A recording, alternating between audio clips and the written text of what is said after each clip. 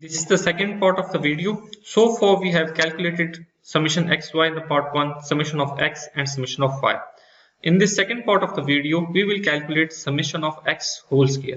It means that we have to take care of each individual observation of the independent variable like this. For summation x square, what we will do? We will multiply this is over x and already this is over y. So what we will do? We will multiply 245 multiply by 245 and we will get this result 60025. Likewise, in order to get 97344, we will have to multiply this 312 multiply by 312. So likewise, we have to calculate these all 10 values x square.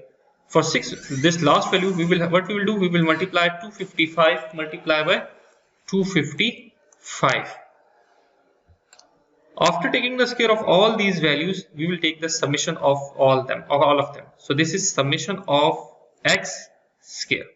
In order to write it in your assignments, quizzes as well as exam, what you will do? You will write first value 625 plus this second value 97344, then plus sign, then three dots plus this last value 65025 and you will get 853423. So this is the next step we have done.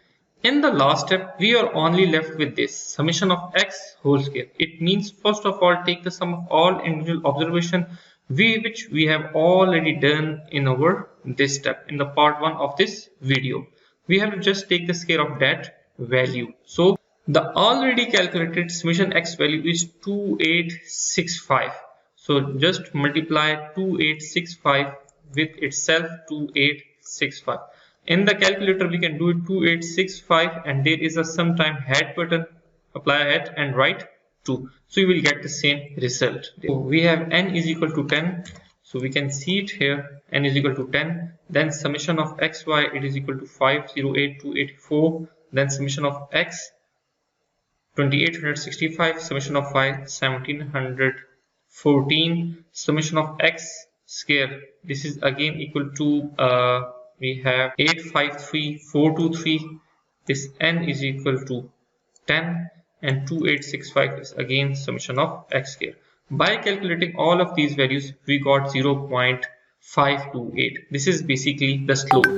I have told you that if the slope is positive, our regression line will move upward, and if this slope, this slope has a negative sign, in case just like you can say minus 0.528, then this slope will be towards downward.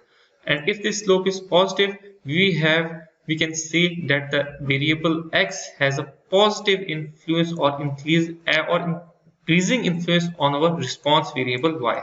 If the slope is negative, then we have a decreasing or negative effect on our response variable y. So after that we will calculate a. In order to calculate a, we have calculated so for b. Put the value of b here 0.528. Then we have to write down what is our y bar and x bar. In order to do so, we will say that we have 10 values for both x and y. Our summation x is 2865, and if we take the mean of this divided by 10, so summation of x divided by n, it will be equal to 2865 divided by 10, we will get 286.5. Likewise, we have summation of y is equal to 1714. If we divide the summation of y with the n, that is equal to 10, we will get our y bar, and y bar will become 171.4. Put these two values there, 171.4 and x bar is equal to 286.5. Upon doing the calculation, we will get our value of a. So here a become equal to 20.041. So after that, we can, based upon all this calculation, we are now able to write over simple linear regression equation, and that will become y. So that will become y hat is equal to a plus a plus bx. So y bar, put the value of a here, a is 20.041 plus put the value of now b is 0.528, right here x. So this is basically our simple linear regression analysis equation, whereas it is in the coded form. Coded form means that we don't, from this equation we don't know that what is our variable y and what is our variable x. If we put this house area in place of this x and we place in place of y, we say that house rent, so it become uncoded regression analysis equation. So this become house area in thousands is equal to 20.041 plus 0.5283 multiplied by area. So this is our uncoded regression analysis equation.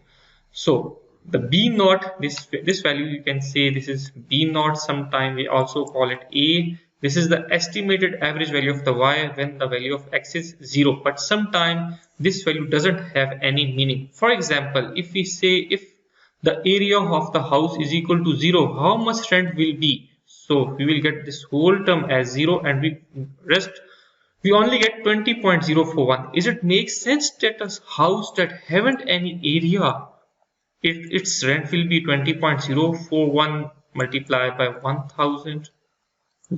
Is it make sense? No, because no one will pay so much dollars for a house that haven't any area. So sometime in few cases it make any sense, or sometime it doesn't make any sense. It's based depending upon the problem.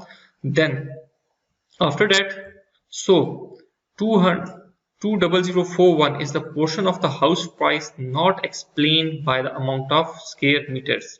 The slope b1 measures the estimated change in average value of y as a result of 1 unit change in x. It means that if the area of the house increases by 1 meter square, there will be an increase of $0.5283 in the house price. Here the slope of the house is 0.5283, that the average value of a house increased by 5 to 8.3, because 0.5283 multiplied by 1000, it will give you $528.3 for each additional square meter of size.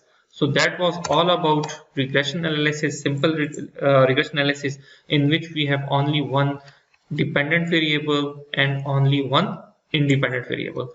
Thanks for watching the video. If you have any question, you can ask me in the comments as well as on the WhatsApp. Bye.